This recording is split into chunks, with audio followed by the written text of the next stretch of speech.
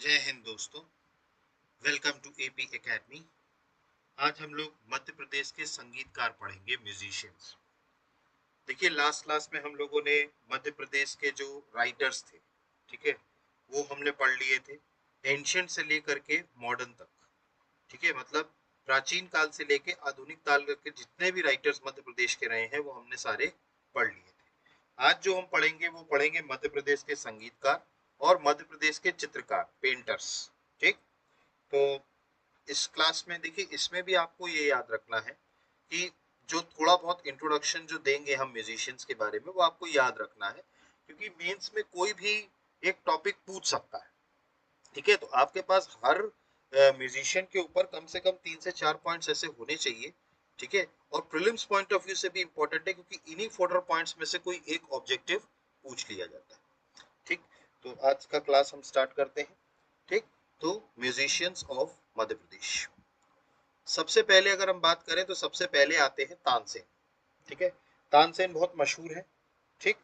तो इनका जन्म जो हुआ था वो बेहट ग्वालियर में हुआ था 1506 में। ठीक। और 1589 1589 में दिल्ली में इनकी क्या हुई, डेथ हुई। इनका जो ओरिजिनल नेम है वो था राम तनु पांडे। ठीक। इसके अलावा अता अली खान भी इनका नाम था। ठीक है, लेकिन जो इनका बेसिक नाम था, जो ओरिजिनल नेम था, मूल नाम, वो था राम तनु पांडे। इनकी समाधि की अगर हम बात करें तो इनकी समाधि बनी है ग्वालियर में। ठीक है, तो ग्वालियर में किसकी समाधि है, तानसेन की समाधि। इसके अलावा बात करें तो इनको जो उपाधि दी गई वो दी गई कंथाभरण वनी विलास। ठीक है, तो कंथाभरण वनी विलास। ठीक है, कंठाभरण वाणी विलास, कंठाभरण वाणी विलास, ये इनका टाइटल था। ठीक। इसके अलावा बात करें तो इनके जो गुरु हुआ करते थे वो हुआ करते थे गौस मोहम्मद। ठीक। तो इनके गुरु कौन हुआ करते थे, गौस मोहम्मद। इसके अलावा बात करें इनकी रचनाएं जो रही हैं वो रही हैं संगीत सार, रागमाला, श्री गणेश स्तोत्र। ठीक। तो संगीत सागर, रागमाला और श्री गणेश स्तोत्र, ठीक है, ये इनकी क्या रही हैं, रचनाएं रही हैं। ठीक। इसके अलावा अगर हम बात करें तो he was a great scholar of Hindustani classical music. देखिए, हिंदुस्तानी शास्त्रीय संगीत के महान ज्ञाता थे। ठीक है, तो आपको याद रखना होगा कि ये हिंदुस्तानी शास्त्रीय संगीत, इंडियन क्लासिकल म्यूजिक के एक ग्रेट स्कॉलर या हम कहें महान ज्ञाता रहे। इसके अलावा बात करें, ये भी अकबर के नवरत्नों में से एक थे, तानसेन। ठीक है, तो आपको याद रखना है तानसेन जो थे वो अकबर के नवरत्नों में से एक थे। इसके अलावा बात करें तो he was an expert in the मुराच्छा method and Dhrupad style of Gwalior tradition. देखिए, ये जो थे ग्वालियर परंपरा के, ठीक है, मुच्छना पद्धति, मूर्छना पद्धति और ध्रुपद शैली के विशेषज्ञ थे। ठीक है, तो ग्वालियर घराने के, ग्वालियर परंपरा के मुच्छ मुच्छरना मुच्छरना पद्धति और ध्रुपद शैली, ध्रुपद स्टाइल, इनके क्या थे, ये एक्सपर्ट थे। इसके अलावा बात करें, he was an expert in maqam method of Iranian music. ठीक है, इसके अलावा ईरानी संगीत की मुकाम पद्धति के जानकार भी थे। ठीक है, मुकाम पद्धति जो थी वो ईरानी संगीत की थी और इसके भी जानकार ये हुआ करते थे। इसके अलावा इनके राग कहें तो मियाँ की मल्हार और मियाँ की तोड़ी। ठीक। तो इनके जो राग हुआ करते थे वो हुआ करते थे मियाँ की मल्हार और मियाँ की टोड़ी। ठीक। इसके अलावा बात करें तो ये राजा रामचंद्र, रीवा के राजा थे रामचंद्र। ठीक है, आप याद हो मैंने आपको बघेलखंड पढ़ाया था। ठीक है, तो बघेलखंड में रीवा के एक राजा हुआ करते थे रामचंद्र, उनके दरबार में तानसेन हुआ करते थे और अकबर ने इन्हीं को उनके दरबार से उठा करके कहाँ ले गए थे, ये अपने दरबार में ले गए थे और अकबर ने अपना नवरत्न इनको बनाया था। ठीक है, अब इनके सम्मान में तानसेन समारोह भी होता है और तानसेन अवार्ड का आयोजन भी किया जाता है। ठीक है, आप देखिए तानसेन समारोह भी होता है इनके सम्मान में और तानसेन अवार्ड भी इनके उसमें ऑर्गेनाइज किया जाता है, इनके ऑनर में ऑर्गेनाइज किया जाता है। क्लियर। तो ये थे तानसेन। ठीक। जन्म इनका हुआ बेहट ग्वालियर में। 1589 में इनकी डेथ हुई। ओरिजिनल नाम, ठीक है, या मूल नाम इनका हुआ करता था रामतनु पांडे। अता अली खान भी इनका नाम था। समाधि इनकी ग्वालियर में थी। ठीक है, और इनको कंठाभरण वाणी विलास का टाइटल दिया गया था। गौस मोहम्मद खान इनके गुरु थे। संगीत सार, रागमाला और श्री गणेश स्तोत्र ये इनकी रचनाएं थीं। अकबर के नवरत्नों में से एक थे। ठीक है। इसके अलावा हिंदुस्तानी शास्त्रीय संगीत के महान ज्ञाता थे ये। ठीक है। इनको ग्वालियर परंपरा की मूर्छना पद्धति और ध्रुपद शैली के विशेषज्ञ कहा जाता था। इसके अलावा ये ईरानी संगीत की मुकाम पद्धति के जानकार भी थे। इनके राग में क्या क्या था? मियाँ की मल्हार, मियाँ की तोड़ी। ठीक। और ये राजा रामचंद्र जी के, रीवा के राजा रामचंद्र जी के दरबार में थे, जहां से फिर अकबर इनको मुगल दरबार ले गए। तानसेन समारोह और तानसेन पुरस्कार अवार्ड इनका आयोजन इनके सम्मान में किया जाता है। क्लियर? तानसेन क्लियर हुए आपको? ठीक। अगले बात करें। अगले हैं उस्ताद अलाउद्दीन खान। ठीक है। ये भी बहुत ही प्रमुख, एक तरीके से कहा जाए, संगीतकार या म्यूजिशियन रहे हैं उस्ताद अली अलाउद्दीन खान। इनके बारे में अगर हम बात करें तो इनका जन्म जो है वो 1862 में माना जाता है, बेस्ड ऑन सम आर्टिकल्स। मतलब कुछ ऐसे आधार पर इनका जो है माना जाता है कि इनका जन्म 1862 में हुआ, और इनकी जो मृत्यु हुई वो 1972 में मैहर सतना में हुई। ठीक है। मतलब सतना में एक जगह है मैहर, जो अब जा करके जिला बन गया है। पहले सतना में ये तहसील हुआ करती थी। शारदा देवी मंदिर जो है वो मैहर में है। ठीक है। तो इनका जन्म जो है वो 1862 माना जाता है, ऐसा कुछ मतलब श्योरिटी नहीं है। लेकिन इनकी डेथ जो हुई थी वो 1972 में हुई थी, मैहर सतना में।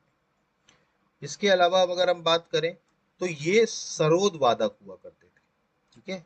ये जो है लोकप्रिय सरोद वादक थे। ठीक है। तो सरोद वादक हुआ करते थे उस्ताद अलाउद्दीन खान।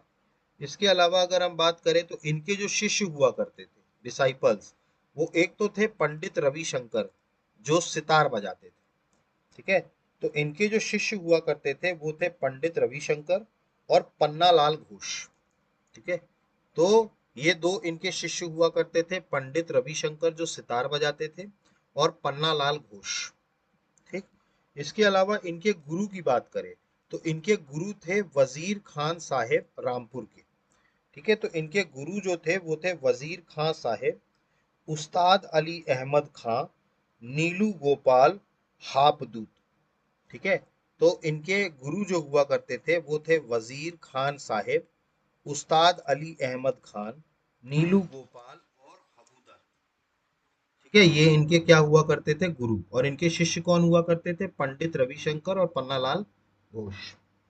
इसके अलावा बात करें तो इन्होंने ही बाद में, ठीक है, बाद में अगर हम बात करें तो इन्होंने मैहर घराने की नींव रखी थी। ठीक है। तो जो मैहर घराना था, ठीक है, अब किसके इंस्पिरेशन पर मैहर घराने की नींव रखी थी? तो वो थे बृजनाथ सिंह जूदेव। ठीक है। तो बृजनाथ सिंह जूदेव की प्रेरणा से मैहर घराने की नींव किसने रखी थी? उस्ताद अलाउद्दीन खान ने। ठीक है, याद रखिएगा। इसके अलावा बात करें तो इनका एक बेटा हुआ करता था जिसका नाम था अली अकबर खान, और इनकी एक बेटी हुआ करती थी अन्नपूर्णा देवी। ठीक है।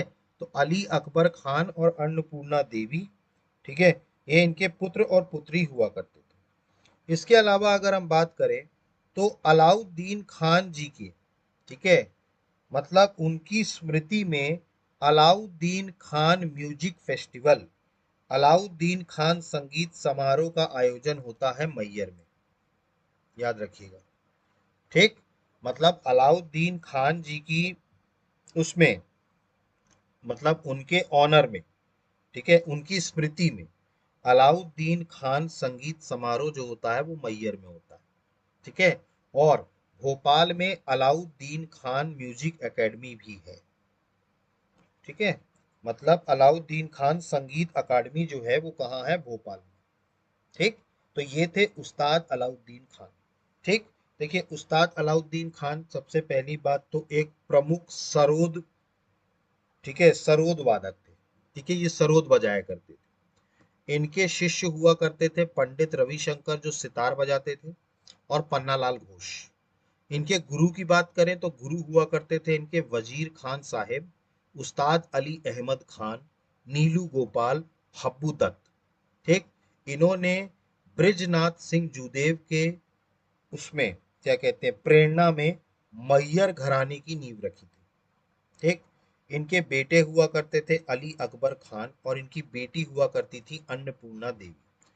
अब इनके सम्मान में, इनकी स्मृति में अलाउद्दीन खान संगीत समारोह, अलाउद्दीन खान म्यूजिक फेस्टिवल कहाँ ऑर्गेनाइज किया जाता है? मैयर में।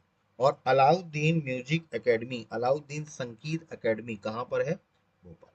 समझ में आए आपको उस्ताद अलाउद्दीन खान। ठीक, अगला बात करें, अगला है कृष्ण राव शंकर पंडित। ठीक, ये हैं कृष्ण राव शंकर पंडित। ठीक, इनके बारे में अगर हम बात करें तो इनका जन्म 1893 में ग्वालियर में हुआ और इनकी डेथ 1983 में हुई। इसके अलावा बात करें तो इनके पिता का नाम था शंकर राव। ठीक है, इनके जो गुरु हुआ करते थे वो इनके पिता शंकर राव थे। ठीक है, इसके अलावा हद्दू खान और नत्थू खान। ठीक है, तो इनके गुरु जो हुआ करते थे वो इनके पिता शंकर राव हुआ करते थे। इसके अलावा हद्दू खान और नत्थू खान। ठीक, इसके अलावा बात करें तो इनका जो रचना थी, ठीक है, वो थी संगीत सरगम सार, संगीत सरगम सार। इसके अलावा संगीत प्रवेश, ठीक है, संगीत प्रवेश। ठीक है, और इसके अलावा संगीत आलाप संचारी, तो संगीत आलाप संचारी। तो इनके आपको रचनाएं याद रखनी है, संगीत सरगम सार, संगीत प्रवेश, संगीत आलाप संचारी, ये इनकी रचनाएं हुआ करती थी। अब इनको उपाधि दी गई थी संगीत रत्नलांकर। तो संगीत रत्नलांकर, रत्नलांकर, संगीत रत्नलांकर, इसकी उपाधि दी गई थी कृष्णराव शंकर पंडित जी को। ठीक, इसके अलावा इनको पद्म भूषण से भी सम्मानित किया गया 1973 में। 1973 में इनको पद्म भूषण से भी सम्मानित किया गया था। ठीक है, और इनका जो, ठीक है, काम था वो जो बेसिकली इन्होंने क्या किया था, संगीत महाविद्यालय की स्थापना करी थी, म्यूजिक कॉलेज की स्थापना करी थी, कहाँ? ग्वालियर में। ठीक, तो इनका ये लिए याद रखिएगा, संगीत महाविद्यालय स्थापित इन्होंने ग्वालियर में किया था। ठीक है, तो ये थे कृष्ण राव शंकर पंडित। इनका जन्म 1893 ग्वालियर में हुआ, डेथ इनकी 1983 में हो गई। इनके पिता ही इनके गुरु थे जो कि शंकर राव थे। इसके अलावा हद्दू खां और नत्थू खां। अब इनकी जो रचनाएं थी वो थी संगीत सरगम सार, संगीत प्रवेश, संगीत आलाप संचारी। टाइटल इनको क्या दिया गया था? संगीत रत्नालंकर। पद्म भूषण से इनको 1973 में सम्मानित किया गया और इन्होंने म्यूजिक कॉलेज, संगीत महाविद्यालय की स्थापना करी ग्वालियर में। क्लियर? तो ये थे कृष्ण राव शंकर पंडित। ठीक है, अगले हैं राजा भैया पूंछ वाले। ठीक है, ये हैं राजा भैया पूंछ वाले। ठीक, राजा भैया पूंछ वाले की अगर हम बात करें तो इनका जन्म जो यहाँ पर नजर भी आ रहा है 1882 में ग्वालियर में हुआ और इनकी डेथ हुई 1956 में। ठीक, इसके अलावा बात करें तो ये सितार वादक हुआ करते थे। ठीक है, ये एक प्रसिद्ध सितार वादक थे। ठीक है, सितार वादक। ठीक है, जैसे अगर आप याद करें उस्ताद अलाउद्दीन खान सरोद वादक थे। ठीक है, तो ये कौन थे? सितार वादक हुआ करते थे। और इनका भी घराना कौन सा हुआ करता था? ग्वालियर घराना। ठीक है, तो इनका घराना कौन सा हुआ करता था? ग्वालियर घराना। और ये एक सितार वादक हुआ करते थे, सितार प्लेयर हुआ करते थे। इसके अलावा अगर हम इनके मूल नाम की बात करें तो वो हुआ करता था बाल कृष्ण आनंद राव आष्टेकर। ठीक है, तो इनका जो मूल नाम हुआ करता था वो हुआ करता था बाल कृष्ण आनंद राव आष्टेकर। ठीक है, इसके अलावा अगर हम बात करें तो इन्होंने माधव म्यूजिक कॉलेज, ग्वालियर में स्थापना करने में इन्होंने क्या करी थी, मदद करी थी। ठीक है, तो ग्वालियर में माधव संगीत महाविद्यालय की स्थापना करने में इन्होंने क्या किया था, सहयोग किया था, राजा भैया पूंछ वाले ने। इसके अलावा इनके जो गुरु रहे हैं वो रहे हैं शंकर राव पंडित, वामन बुआ देश पांडे और लाल बुआ। ठीक है, तो इनके जो गुरु रहे वो रहे शंकर राव पंडित, वामन बुआ देश पांडे और लाल बुआ। ठीक, इसके अलावा अगर हम बात करें तो इनको पूंछ वाले जो नाम दिया था, ठीक है, क्योंकि ये पूंछ रियासत से थे, बिकॉज ही वॉज फ्रॉम पूंछ रियासत, झांसी। ठीक है, तो देखिए झांसी राज्य में एक रियासत हुआ करती थी पूंछ रियासत, तो ये पूंछ रियासत के होने के कारण इनका नाम पूंछ वाले पड़ गया था। ठीक है, तो इनका नाम जो पूंछ वाले पड़ा था वो सिर्फ इसलिए पड़ा था क्योंकि ये पूंछ रियासत से थे, झांसी राज्य के। ठीक, तो ये समझ में आया आपको, तो ये थे राजा भैया पूंछ वाले। ठीक, ग्वालियर घराने से थे, सितार वादक हुआ करते थे। ठीक है, इनका ओरिजिनल नेम था बालकृष्ण आनंद राव आष्टेकर। इन्होंने Madhav music college, Madhav music महाविद्यालय, संगीत महाविद्यालय की स्थापना करने में ग्वालियर में मदद करी। इनके गुरु थे शंकर राव पंडित, वामन बुआ देशपांडे और लाल बुआ। और इनका नाम पूंछ वाले इसलिए पड़ा था क्योंकि ये पूंछ रियासत से थे, झांसी राज्य। ठीक, तो आपको समझ में आया राजा भैया पूंछ वाले। ठीक, अगला बात करें, अगले हैं हाफिज अली खान। ठीक, अगले कौन है, हाफिज अली खान। ये हैं हाफिज अली खान। ठीक, इनके बारे में अगर हम पढ़ें तो इनका जन्म भी 1888 में ग्वालियर में हुआ और इनकी डेथ हुई 1972 में। ठीक है, और ये भी सरोद वादक है। ठीक है, जैसे उस्ताद अलाउद्दीन खान सरोद वादक थे, वैसे हाफिज अली खान भी क्या हैं, सरोद वादक रहे।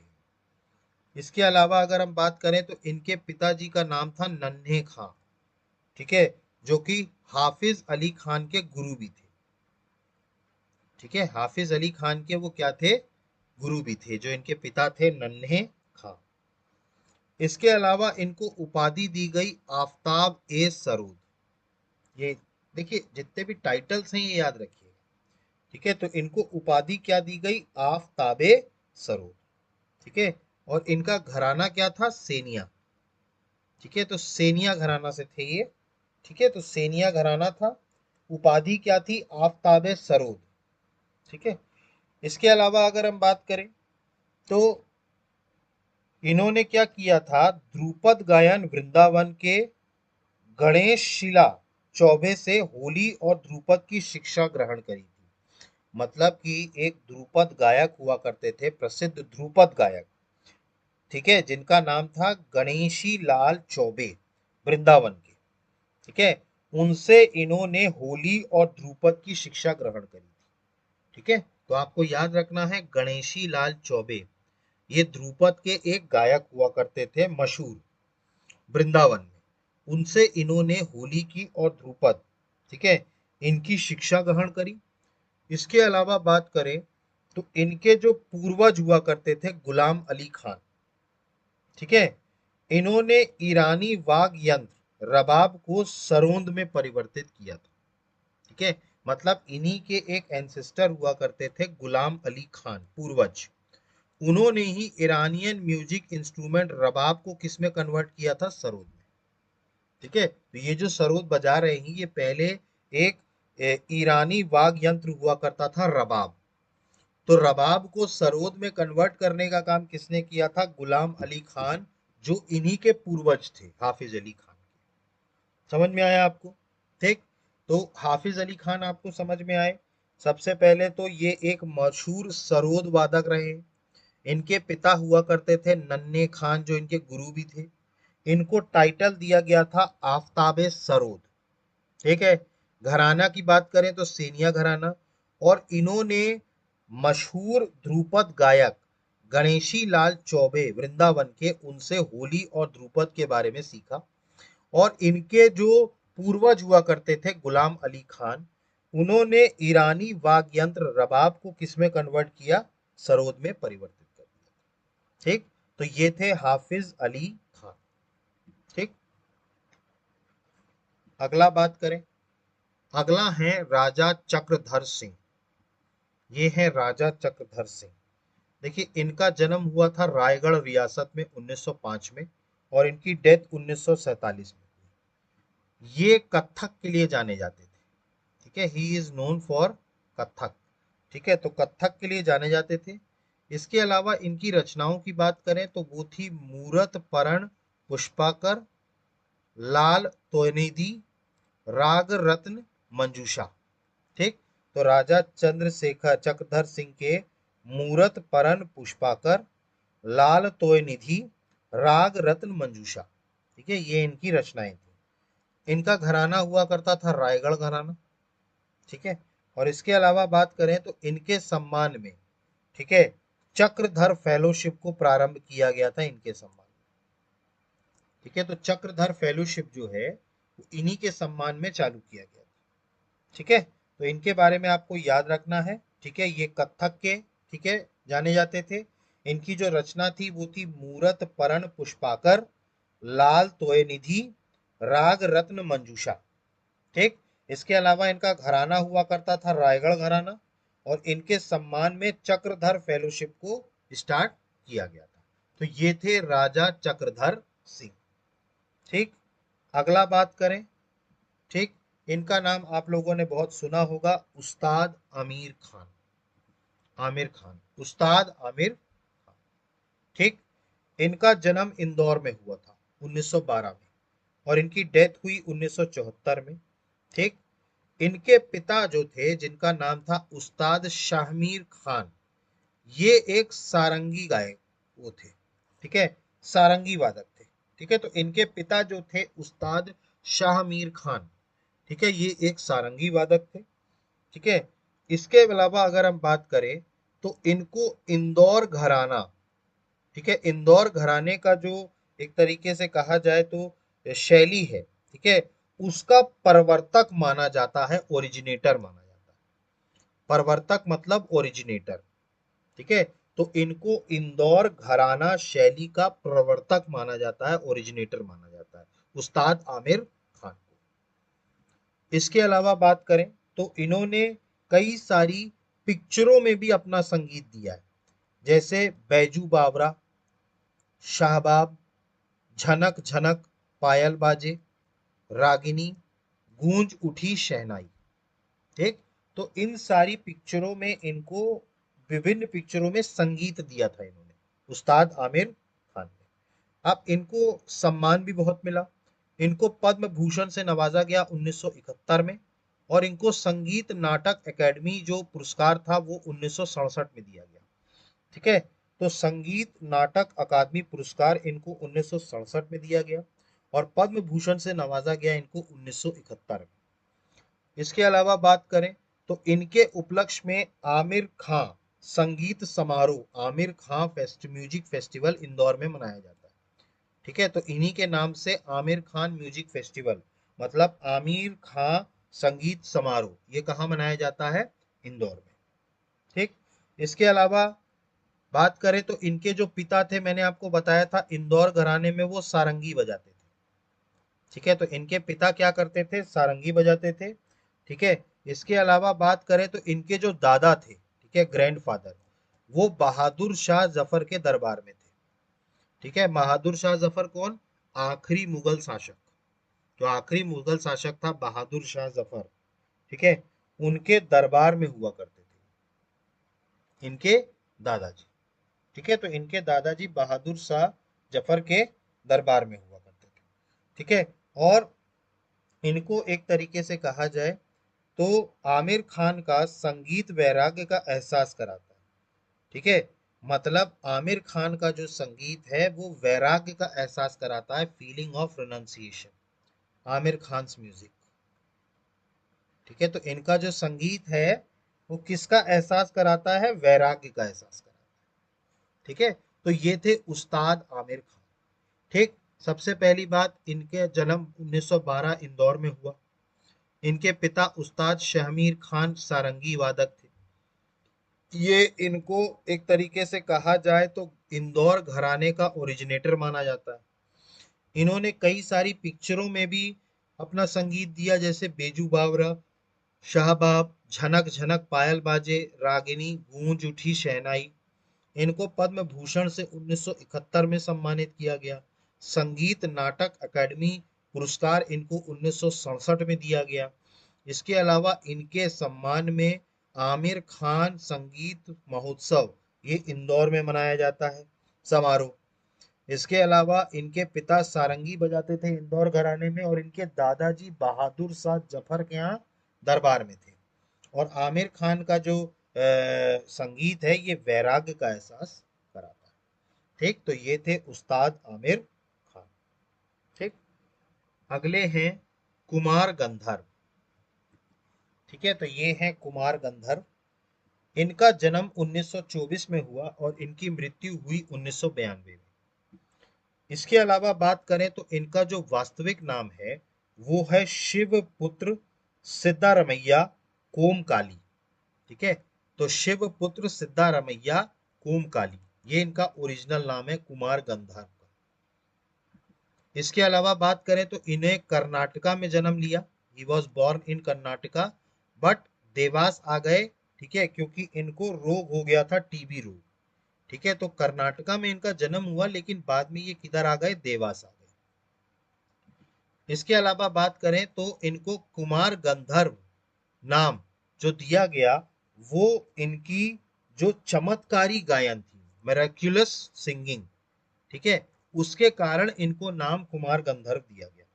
तो इनका जो चमत्कारी गायन था, मेराकुलस सिंगिंग, ठीक है, उसके कारण इनका नाम कुमार गंधर्व नाम पड़ा।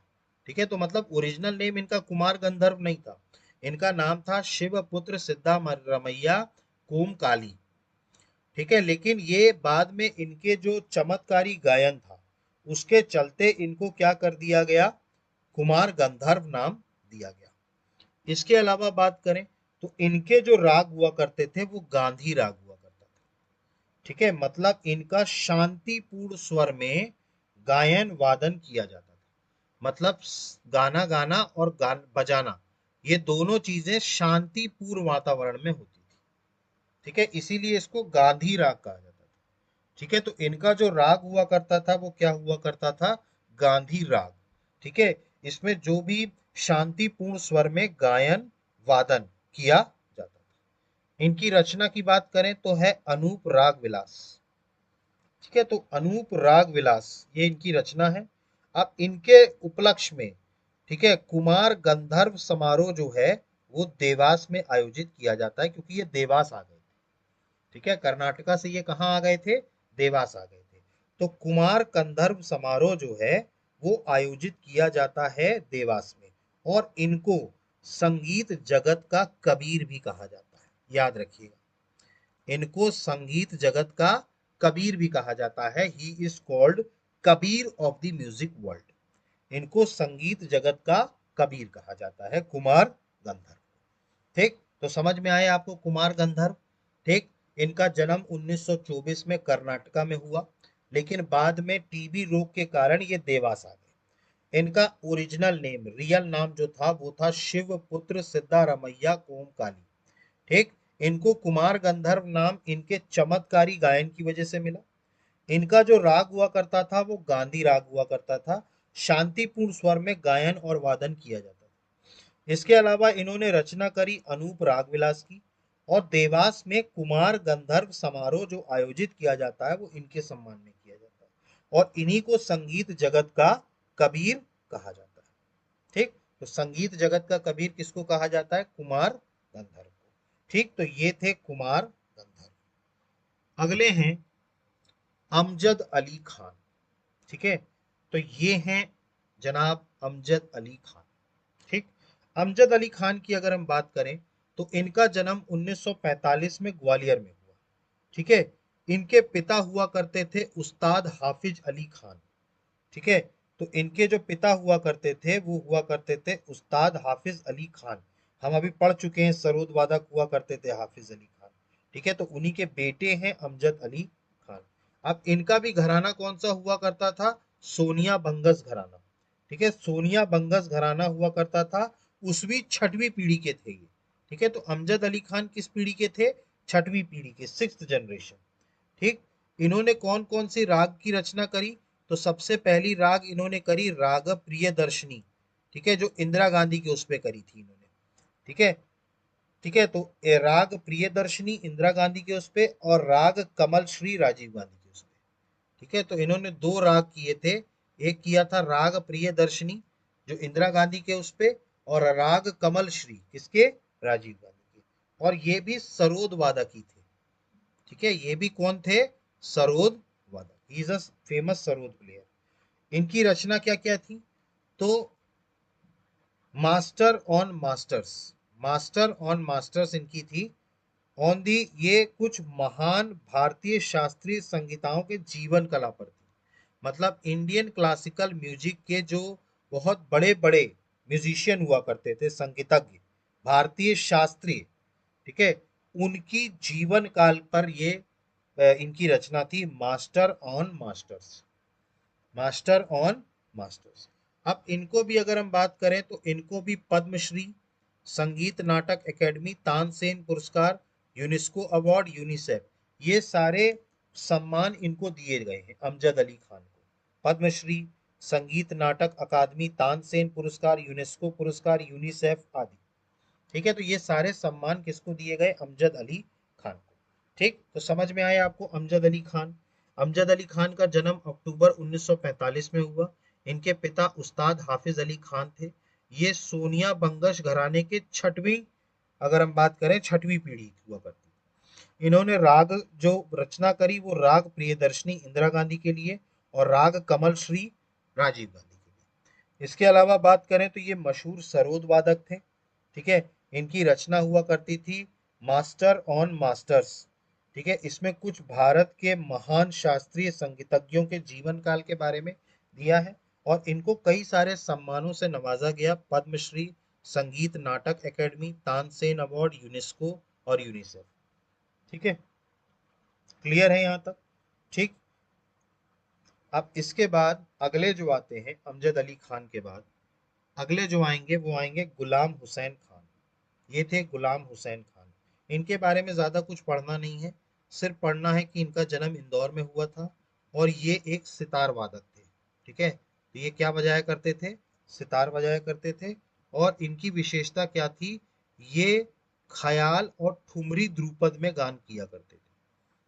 ठीक है, तो ये ख्याल और ठुमरी ध्रुपद गायन करते थे। ख्याल और ठुमरी ध्रुपद। ठीक है, और ये एक सितार वादक थे, गुलाम हुसैन खान। ठीक है, सितार वादक थे। ठीक, और ये इंदौर में इनका जन्म हुआ था। ठीक। अगली हैं बेगम असगरी बाई। ठीक है, बेगम असगरी बाई की बात करें तो इनका जन्म छतरपुर बिजावर राज्य में हुआ था, और इनकी डेथ हुई थी टीकमगढ़ में। ठीक है, तो इनका जन्म छतरपुर में हुआ था लेकिन इनकी डेथ टीकमगढ़ में हुई। ये बहुत मशहूर ध्रुपद गायक रही हैं। ठीक है, तो ध्रुपद गायिका रही हैं ये। ठीक है, मशहूर। ठीक है, और इनको सम्मान में पद्मश्री मिला था 1990 में। ठीक है, तो 1990 में इनको क्या मिला था? पद्मश्री पुरस्कार मिला था। ठीक। इसके अलावा अगला बात करें तो अगले थे ओम प्रकाश चौरसिया।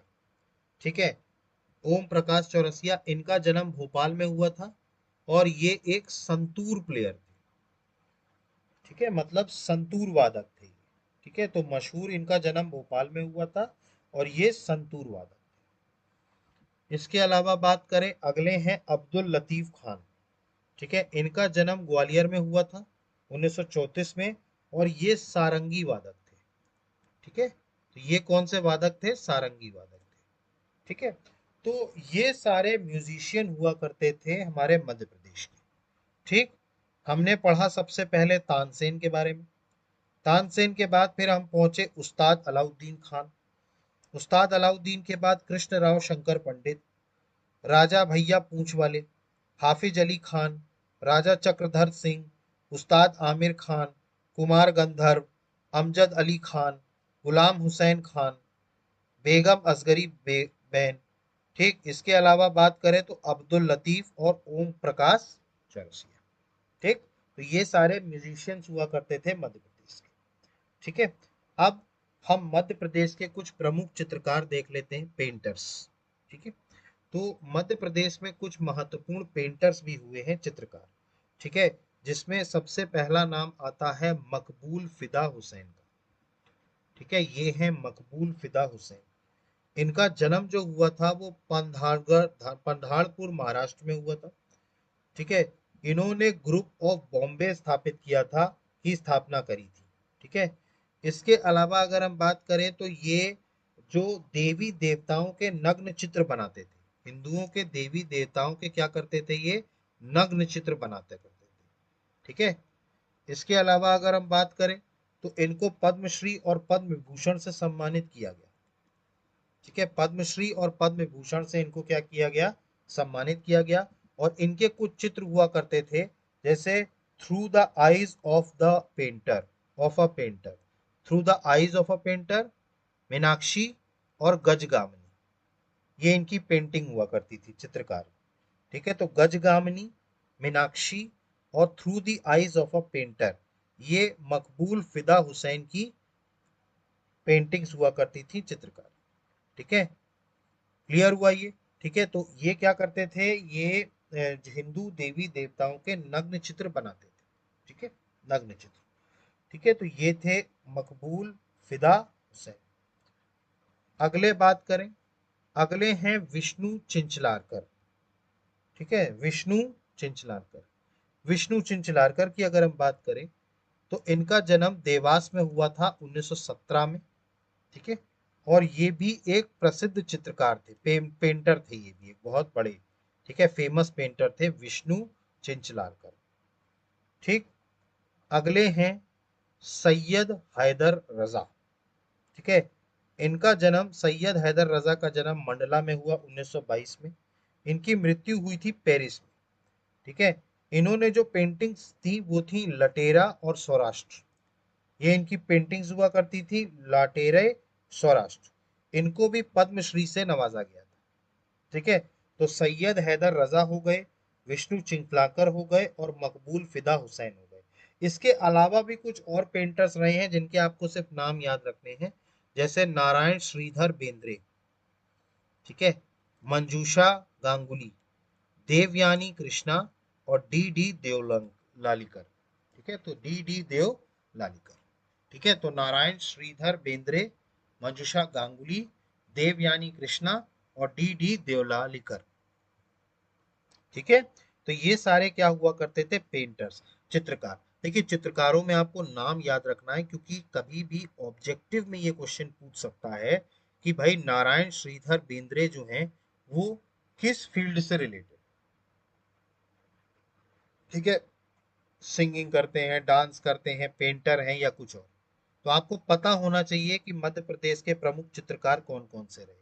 मकबूल फिदा हुसैन, ठीक है, विष्णु चिंचाकर, सैयद हैदर रजा, नारायण श्रीधर बेद्रे, मंजूषा गांगुली, देवयानी कृष्णा और डी डी देवलालिकर। ठीक है, डी डी देव लालिकर। ठीक, तो यहाँ पर हम आज अपनी क्लास को स्टॉप करते हैं। हमारा जो आर्ट फॉर्म्स था, ठीक है, उसमें जो लिटरेचर वाला पार्ट और आर्ट फॉर्म्स कंप्लीट हो गया।